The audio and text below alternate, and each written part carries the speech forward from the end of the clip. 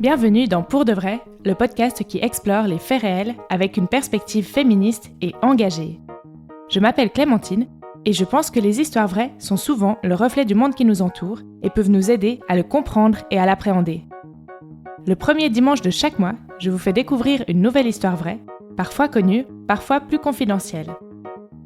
À la fin de chaque épisode, je vous donne mon avis et en me basant sur différentes sources, j'apporte un éclairage et mon analyse sur des thématiques en lien avec l'histoire.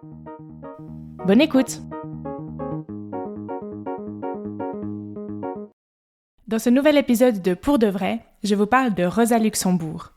De son vivant, elle fut vivement contestée et plusieurs fois emprisonnée, et depuis sa mort, elle a été célébrée et admirée, mais également attaquée et calomniée.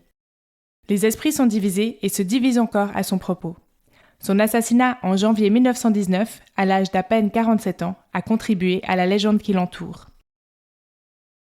Je vais vous raconter sa vie et son parcours, puis dans la deuxième partie de l'épisode, je vous donnerai mon point de vue sur son histoire et on reviendra un peu sur la notion de l'internationalisme. Bienvenue dans Pour de vrai.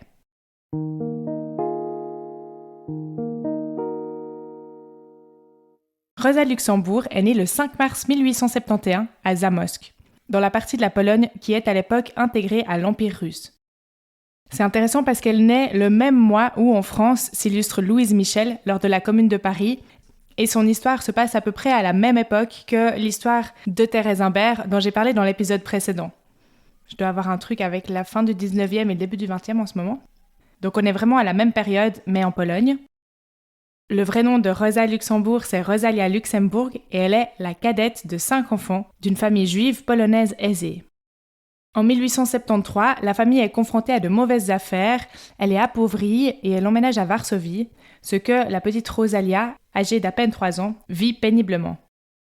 Ensuite, alors qu'elle est âgée de 5 ans, elle reste clouée au lit pendant de longs mois à cause d'un problème de santé. Elle a un problème à la hanche, on ne sait pas exactement ce que c'est, on va lui diagnostiquer par erreur une tuberculose osseuse, mais en fait il est plus probable qu'elle souffrait d'une forme de luxation. En tous les cas, sa famille lui fait plâtrer la jambe, et lorsqu'elle est déplâtrée, elle a une jambe plus courte que l'autre, et suite à ça, toute sa vie, elle va boiter. Mais d'un autre côté, cette immobilisation, ça a aussi été pour elle l'occasion de développer son goût pour la lecture, donc à partir de là, toute sa vie, elle va dévorer les livres. Et plus tard, elle développera aussi un goût prononcé pour l'écriture. Donc Rosa grandit dans une famille plutôt instruite, la mère de Rosa est également instruite, elle aime lire avec ses filles les œuvres de poètes polonais et allemands, et à partir de 1880, Rosa va fréquenter un lycée de jeunes filles, dans lequel elle est admise malgré l'existence d'un quota maximal de juifs qui sont acceptés chaque année. Donc en fait, il y a un système de notation plus exigeant pour les juifs que pour les non-juifs, et malgré ça, vu qu'elle est douée, elle est acceptée, mais elle prend conscience pour la première fois de son statut de juive et de la discrimination qui est rattachée. Adolescente, Rosa est déjà révoltée par les injustices sociales, les discriminations antisémites et les violences qui les accompagnent. En plus d'être juive, Rosa, elle subit d'autres discriminations, celle d'être une femme évidemment, et aussi celle d'être une sujette polonaise dans l'Empire russe. Donc c'est cette triple discrimination qu'elle vit qui va l'amener à se révolter contre les injustices sociales et les inégalités. Et elle milite dès sa sortie du lycée à l'âge de 16 ans au sein du Parti Prolétariat, un parti marxiste et internationaliste. Alors qu'elle a 17 ans, en 1889, elle part pour Zurich en Suisse à cause de la répression des militants et parce que le climat politique devient de plus en plus menaçant en Pologne. Donc elle arrive à Zurich, qui est à l'époque un grand centre du marxisme révolutionnaire où résident de nombreux exilés. C'est là-bas qu'elle va poursuivre ses études. D'abord, elle étudie la philosophie, les mathématiques, les sciences naturelles, et puis elle va s'orienter vers l'économie politique. C'est aussi à Zurich que Rosa fait la connaissance d'un autre étudiant, Leo Jogiches, il est lituanien, révolutionnaire et âgé de 4 ans de plus qu'elle. Cette rencontre va bouleverser sa vie. Léo a une solide expérience du militantisme clandestin et Rosa et Léo entament une liaison.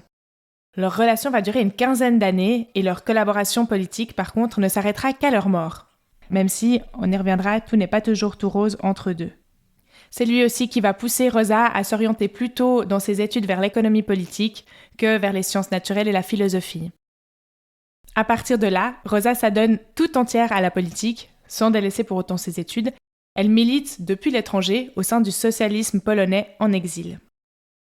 En 1893, Rosa Luxembourg fonde, avec Leo Jogiches et Julian Marchlewski, la social-démocratie du Royaume de Pologne, connue sous les initiales SDKP, qui milite pour l'indépendance de la Pologne et qui se pose en parti rival du Parti socialiste polonais. Le SDKP tient son premier congrès en 1894, mais c'est un tout petit parti, loin de regrouper les effectifs du Parti socialiste polonais. Mais le plus important, pour Rosa, c'est qu'il appartient à la grande famille de l'Internationale socialiste, qu'on appelle aussi la Deuxième Internationale. D'ailleurs, Rosa milite activement au sein de l'Internationale socialiste, elle participe à tous les congrès. Pour resituer, l'Internationale, c'est une organisation qui prône une coopération entre les peuples, et principalement entre les ouvriers et les ouvrières. Donc d'après cette pensée et cette vision, l'appartenance à une nation divise les ouvriers au lieu de les unir.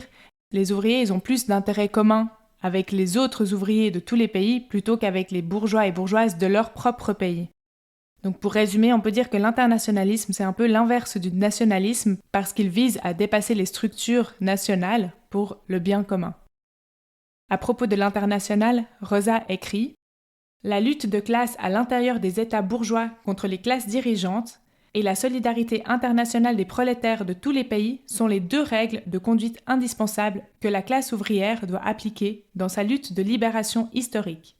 Il n'y a pas de socialisme en dehors de la solidarité internationale du prolétariat, et le prolétariat socialiste ne peut renoncer à la lutte de classe et à la solidarité internationale, ni en temps de paix, ni en temps de guerre. Cela équivaudrait à un suicide. » Dans cette perspective, évidemment, Rosa elle s'intéresse aux luttes sociales du monde entier, ainsi qu'aux débats en cours dans les différentes organisations socialistes, et ça lui est grandement facilité par le fait qu'elle comprend au moins 6 langues, le polonais, le russe, l'allemand, le français, l'anglais et l'italien. Par exemple, en France, Rosa va s'intéresser de près à l'affaire Dreyfus, qui a été une crise politique majeure.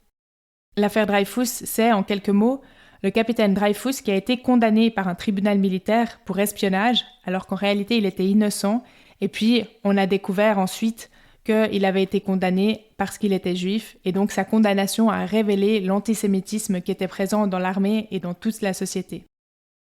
Toujours à propos de la France, quand un socialiste français devient ministre en 1899, Rosa va écrire « L'entrée des socialistes dans un gouvernement bourgeois n'est pas, comme on le croit, une conquête partielle de l'État bourgeois par les socialistes, mais une conquête partielle du Parti socialiste par l'État bourgeois. » Donc avec cette citation, on comprend bien que Rosa est révolutionnaire. Rosa, c'est aussi une oratrice de grand talent, elle fascine les foules, et elle est radicale dans sa pensée, mais elle a un grand sens de l'humour et une sensibilité qui l'aide à faire passer ses idées. Donc cette petite femme brune qui boite, elle parvient à s'imposer dans un univers masculin, dans les réunions internationales, sans jamais revoir ses idéaux. Après la Suisse, en 1898, Rosa débarque en Allemagne. Elle choisit l'Allemagne parce que selon elle, c'est ici que se joue l'avenir du socialisme mondial. La social-démocratie allemande éblouit tous les militants ouvriers du monde. Donc juste avant d'arriver en Allemagne, elle avait acquis la nationalité allemande par un mariage blanc à Bâle avec Gustav Lübeck. Selon les sources, ce serait le fils d'un vieux militant socialiste allemand, réfugié en Suisse, ou le fils d'une amie de Rosa, on ne sait pas exactement. Mais quoi qu'il en soit, dès qu'elle arrive en Allemagne, elle prend directement contact avec le SPD, le Parti social-démocrate allemand. Très vite, Rosa va se révéler comme la meilleure plume du parti SPD, elle écrit des articles et elle rencontre un grand succès en tant qu'oratrice et journaliste. Depuis Berlin, elle continue aussi ses actions avec le SDKP contre le Parti socialiste polonais, mais elle se rend compte que pour les socialistes allemands, les problèmes de politique polonaise se révèlent secondaires. Rosa se plaît beaucoup en Allemagne et dans une lettre datée d'août 1898, donc 3 mois après son arrivée à Berlin, elle écrit « Ces derniers temps, j'ai eu une vie intellectuelle très intense. J'avais beaucoup de matière à assimiler et je faisais plus de progrès en 1 heure qu'à Zurich en 1 an. » Assez vite, Rosa se fait un nom en tant que journaliste polémiste. Elle publie des articles qui font sensation. La presse bourgeoise parle d'elle et la caricature, et elle est invitée à dîner chez les cadres du parti. Elle se fait remarquer aussi parce qu'elle s'oppose au réformisme d'Edward Bernstein, c'est une personnalité importante du SPD, qui prône un passage au socialisme en douceur, par des réformes sociales, alors que pour elle, on ne peut pas faire l'économie de la révolution. Par cette opposition frontale avec un des cadres du parti, Rosa se fait remarquer et elle devient une des personnalités de renom de la social-démocratie allemande. Elle entre comme rédactrice à l'organe central du parti, le Vorwärts, et ses articles sont aussi très bien accueillis parce que ses textes et ses argumentations sont de très bonne qualité. Elle va réunir ses textes et ses articles dans un livre intitulé Réforme sociale ou révolution en 1899, et elle explique qu'en fait, elle n'est pas contre les réformes en soi, et elle soutient même la lutte des réformes sociales pour améliorer la vie des travailleurs et des travailleuses, mais pour elle, ces mouvements, ils ont surtout pour but de développer la conscience de classe des prolétaires dans le but d'arriver à une révolution socialiste. Pour elle, je cite, « La grande importance de la lutte syndicale et de la lutte politique réside en ce qu'elle socialise la connaissance, la conscience du prolétariat et l'organise en tant que classe. » Donc finalement, les luttes syndicales et politiques sont donc avant tout une forme d'auto-organisation, un moyen de préparer la classe ouvrière à la conquête du pouvoir, à la révolution. Vous l'avez compris, pour elle, seule la révolution, à terme, permettra l'émergence d'une nouvelle société plus égalitaire et plus sociale. On peut se dire que cette success story politique au sein du SPD paraît étonnante. Finalement, qu'une jeune inconnue, de surcroît étrangère, même si naturalisée, ait pu percer si vite et soit devenue une personne importante au sein du parti. Mais en fait, ça s'explique parce que finalement, le parti y compte assez peu de dirigeants et peu d'intellectuels, et donc une personne comme Rosa, qui est capable d'écrire et de parler au public, est une aubaine pour faire circuler leurs idées. En plus, j'y reviendrai dans la conclusion, mais le fait que Rosa soit une femme, c'est finalement presque un avantage, parce que elle est hyper efficace, elle communique très bien, mais elle ne représente pas une menace pour les cadres du parti, parce qu'en tant que femme, elle n'a pas le droit de voter ou d'être élue. En septembre 1903, Rosa participe à un congrès de la social-démocratie à Dresde, et pour les paroles qu'elle va prononcer, elle va être condamnée en janvier 1904 à 3 mois de prison. Ce sera sa première peine de prison. Elle a alors 33 ans. Avant de passer à la suite, je fais un petit point sur le rapport de Rosa au féminisme. Déjà, il est important de dire que Rosa est proche de la théoricienne du féminisme Clara Zetkin. Alors Clara Zetkin, j'en ai déjà rapidement parlé dans un épisode de Déguier le patriarcat. Elle est à l'origine de la journée du 8 mars pour les droits des femmes et elle a aussi participé à la création de l'Internationale socialiste des femmes.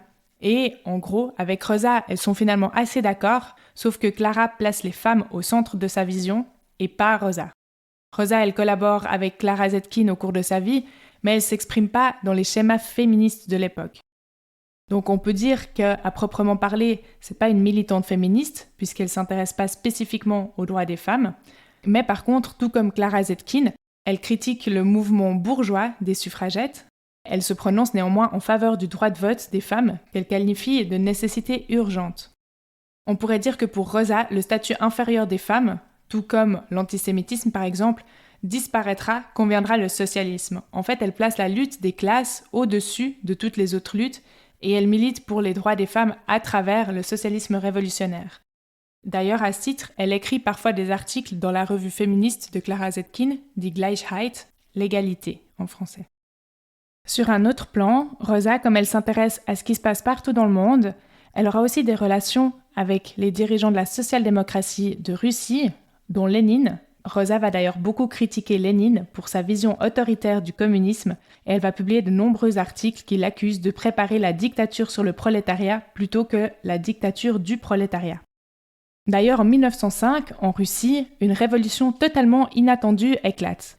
Semblant sortie de nulle part, les couches les plus opprimées et marginalisées de la population ont envahi les rues pour exiger la démocratie et de meilleures conditions de vie. Pour couvrir l'événement, parce que tout ce qui touche à la révolution, Rosa, ça l'intéresse, donc elle se rend en Pologne clandestinement. Elle veut vraiment vivre les événements de l'intérieur, et je pense aussi que ça l'intéresse de voir comment ça se passe là où elle a grandi, puisqu'elle a quitté la Pologne depuis quand même quelques années, et elle s'installe à Varsovie sous une fausse identité.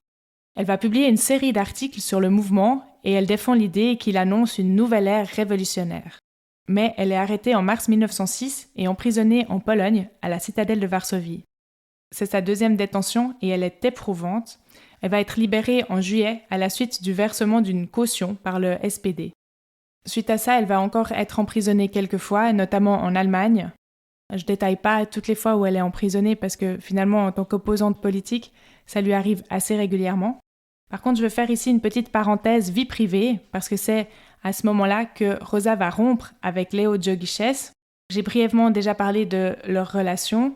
Elle l'a rencontré à 19 ans en Suisse et ils sont restés ensemble une quinzaine d'années. Ils se sont écrits des centaines de lettres, mais leur relation elle était plutôt compliquée, notamment en raison de la masculinité toxique de Léo. Parce qu'en effet, lorsque Rosa va rompre avec lui, après sa sortie de prison, il fait plusieurs intrusions à son domicile, il intercepte son courrier et il la menace même de mort.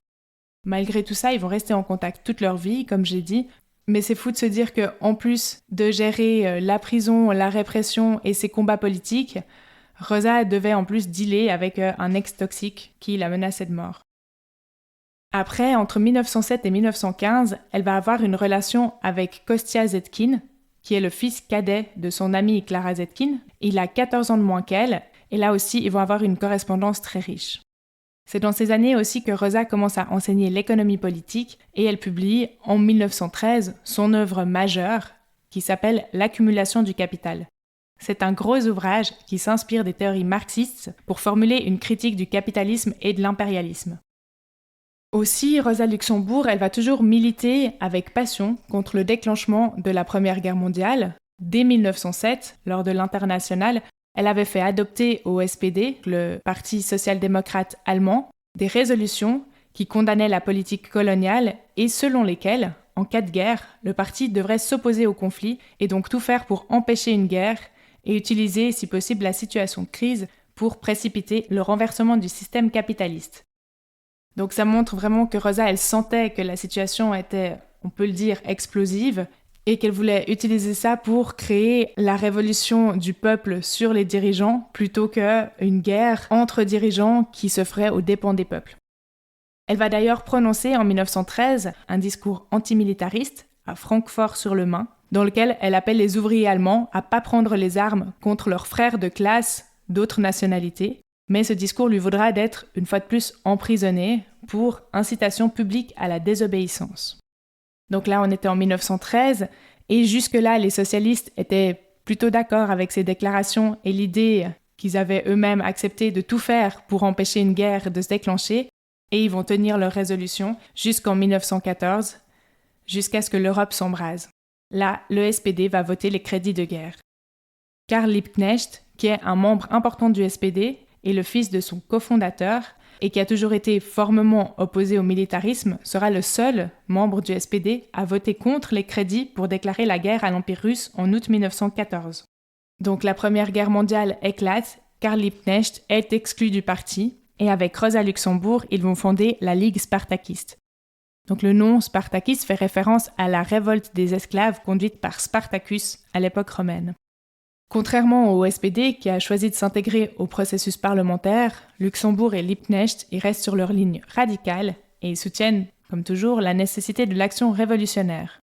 Le mot d'ordre de Rosa, ça devient socialisme ou barbarie.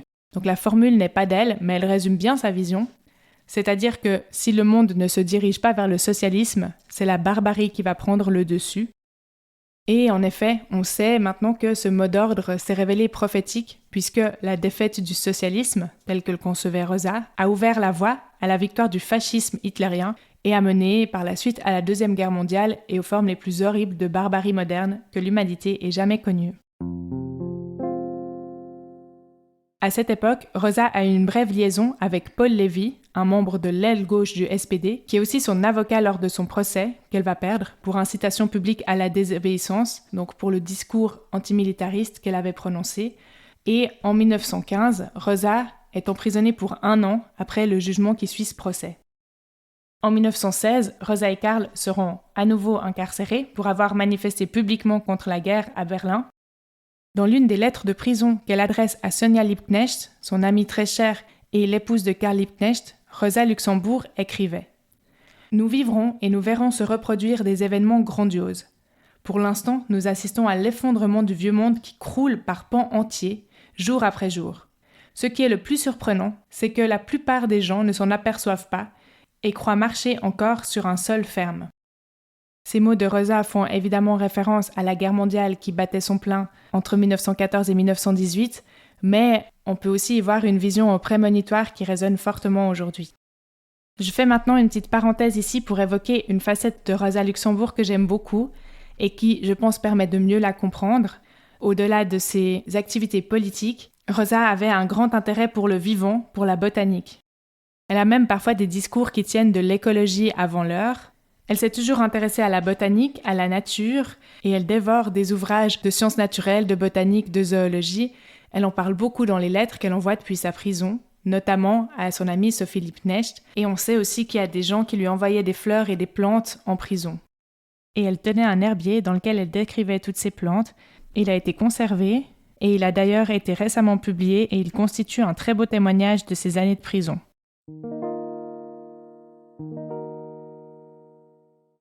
À la fin de l'année 1918, les choses vont se précipiter pour Rosa. La révolution allemande de novembre 1918 renverse l'empereur Guillaume II et dans la foulée, Karl et Rosa sont libérés de prison. La révolution est là. 500 000 grévistes défilent dans la rue. Les spartakistes ont lancé le soulèvement avec l'espoir d'emporter avec eux le peuple allemand tout entier. Et Rosa Luxembourg, fidèle aux siens, accompagne le mouvement. En décembre 1918, la Ligue spartakiste crée, avec d'autres groupes militants, le Parti communiste d'Allemagne. Rosa Luxembourg, de façon prémonitoire, écrit un texte qu'elle n'a pas pu publier elle-même en raison de son arrestation et de son assassinat, dans lequel figure cette fameuse phrase « La liberté, c'est toujours la liberté de penser autrement ». Et c'est le 15 janvier 1919 que des corps francs se présentent au domicile clandestin de Rosa et l'arrêtent.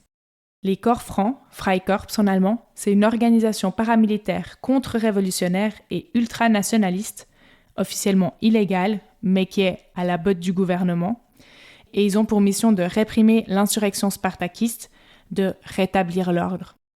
Par la suite, ce sont d'ailleurs eux qui vont venir remplir les rangs nazis. Arrêtée, Rosa est conduite à l'hôtel Eden, qui sert de quartier général au corps franc, et elle subit un interrogatoire auquel elle refuse de répondre. Ensuite, des militaires l'emmènent pour l'escorter en prison. Alors qu'elle est dirigée vers la sortie de l'hôtel, elle est frappée à la tête à coups de crosse de fusil. À moitié consciente, on la fait ensuite monter dans une voiture pour la conduire en détention. Mais, alors que le véhicule a à peine parcouru 100 mètres, Rosa Luxembourg est tuée d'une balle dans la tête par l'un des corps francs, probablement le lieutenant Vogel qui commandait l'escorte.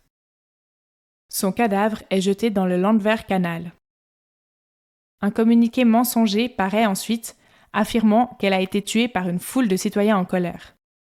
Karl Liebknecht est arrêté lui aussi et est également tué le même jour en sortant de l'hôtel Eden par l'escorte qui était censée l'emmener en prison. Rosa Luxembourg et Karl Liebknecht ont donc été tués tous les deux sous les yeux des socialistes au pouvoir et probablement avec leur complicité. La même semaine, beaucoup d'autres opposants politiques ont été tués et c'est pour ça qu'on parle de la Semaine sanglante de Berlin. Le 25 janvier 1919, symboliquement, un cercueil vide représentant Rosa Luxembourg est enterré en même temps que celui de Liebknecht et de 31 autres victimes de la répression. Après ça, Leo Jogiches tente de découvrir la vérité sur la mort de Rosa, mais en mars 1919, à peine 2 mois après la mort de Rosa, il est arrêté puis assassiné. Et ce n'est que le 31 mai qu'un corps, identifié comme celui de Rosa, sera finalement repêché dans le canal.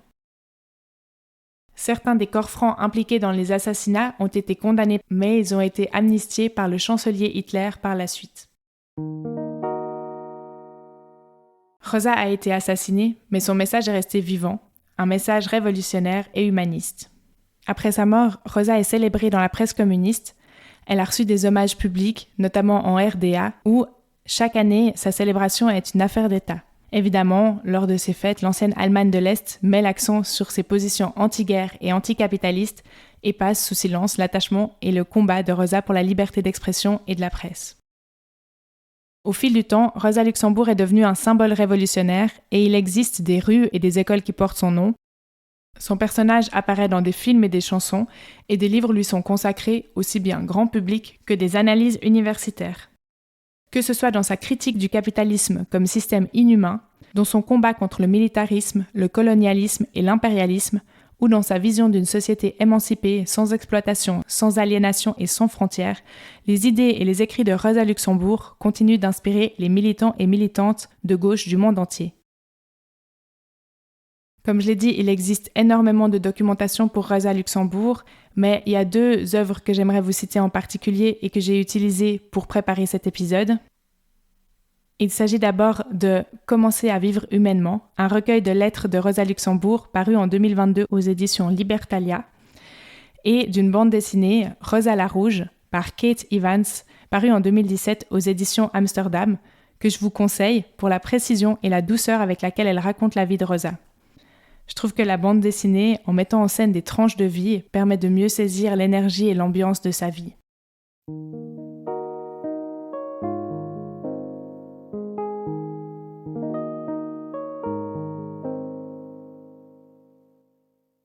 On arrive maintenant à la deuxième partie de cet épisode, celle où je vous donne mon point de vue et mon analyse personnelle sur cette histoire.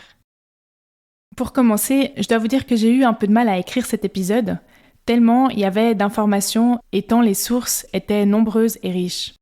Alors comme j'ai dit, il existe des bandes dessinées, il existe des lettres, mais il existe aussi des biographies de 800 pages ou des analyses très poussées sur les idées de Rosa Luxembourg, et en plus de ça, elle a elle-même beaucoup écrit. Alors évidemment, j'ai pas pu tout prendre en compte et c'était impossible de tout lire. Et aussi, sa vie est intrinsèquement liée à l'histoire politique de la fin du 19e et du début du 20e siècle.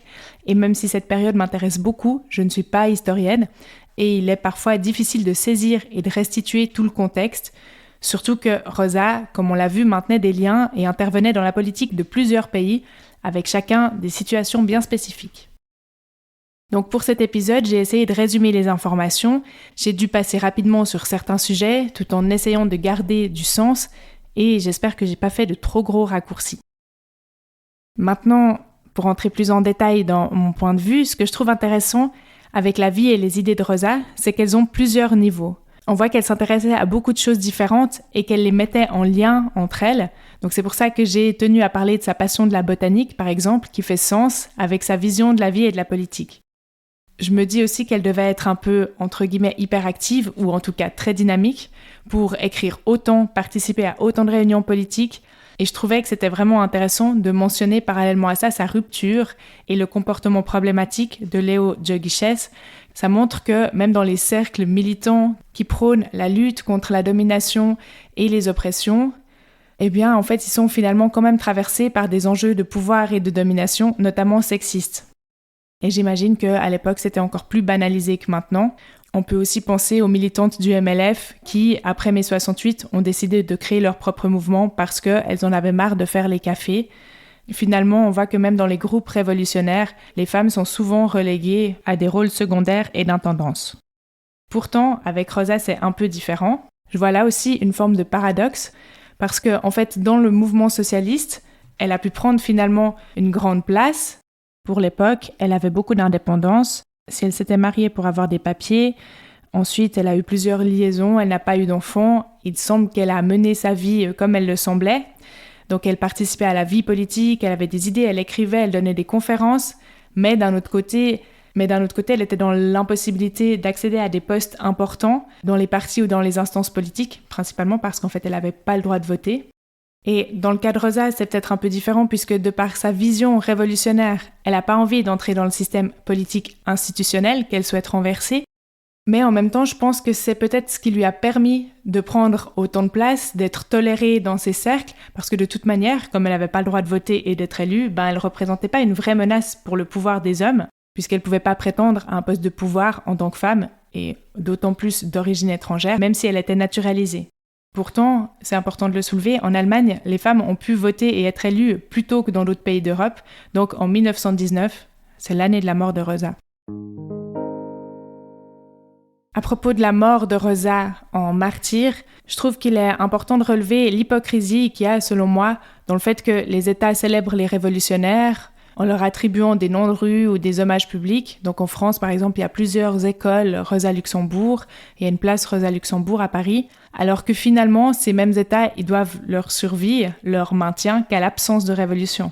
En fait, j'ai envie de dire qu'on dirait que les bons révolutionnaires sont des révolutionnaires morts en martyr et tués par un régime avec lequel le pouvoir actuel est en opposition. Je pense qu'il faut y voir une symbolique. C'est une manière pour les dirigeants actuels de prendre la distance avec leurs prédécesseurs, donc de dire nous on réhabilite ceux que vous avez tués parce qu'on n'est pas comme vous. Mais d'un autre côté, c'est quand même assez hypocrite et assez bizarre de porter au nu des personnes qui se sont quand même rebellées contre l'ordre établi de l'époque, de donner leur nom à des écoles, à des places, et en parallèle de réprimer violemment les personnes qui se soulèvent actuellement. Je reviens encore sur la notion d'internationalisme qui a été vraiment incarnée par Rosa Luxemburg, notamment au moment du vote des crédits de guerre en 1914, auquel elle a été finalement assez seule à s'opposer. Donc vous l'avez compris, elle disait vraiment que la solidarité devait avoir lieu entre les prolétaires plutôt qu'entre les nationaux. Et au final, effectivement, dans une guerre, le peuple envoyé au combat, dans les tranchées, dans le cas de la Première Guerre mondiale, a plus d'intérêts communs avec les soldats d'en face qu'avec les dirigeants de son propre camp.